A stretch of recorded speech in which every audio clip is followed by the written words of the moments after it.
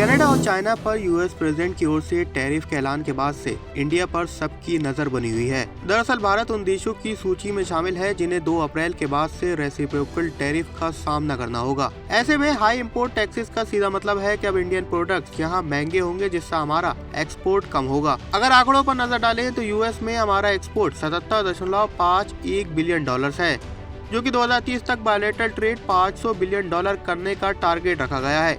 Automobile parts, electronics, textile, diamond, jewellery, chemical, pharmaceutical products शामिल हैं। वहीं अब जानते हैं कि टैरिफ प्लान्स की वजह से आम आदमी पर कैसा असर पड़ेगा।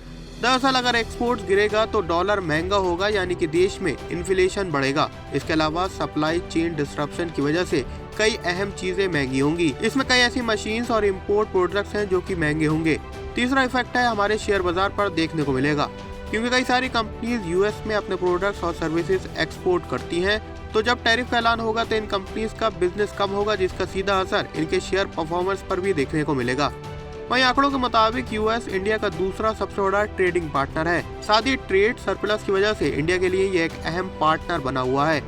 वहीं मोदी सरकार भी इसको लेकर खास फोकस में नजर आ रही है। Commerce and industries minister Piyush Goyal इसी महीने वॉशिंगटन में फरवरी में साइन हुए बायलैटरल ट्रेड एग्रीमेंट को शुरू करने की कोशिश करेंगे। इससे पहले ट्रम्प ने इंडिया का नाम लेते हुए कहा था कि इंडिया इलेक्ट्रॉनिक्स गुड्स पर जो यूएस से आते हैं उस पर 100% टैरिफ लगाती है, इसलिए रेसिप्रोकल टैरिफ यूएस को भी लगाना होगा। यूएस टैरिफ के ऐलान से आपको कितना नुकसान होगा, हमें कमेंट सेक्शन में जरूर बताएं। फाइनेंस और शेयर मार्केट की सभी खबरों के लिए पैसा लाइव को लाइक और सब्सक्राइब जरूर करें।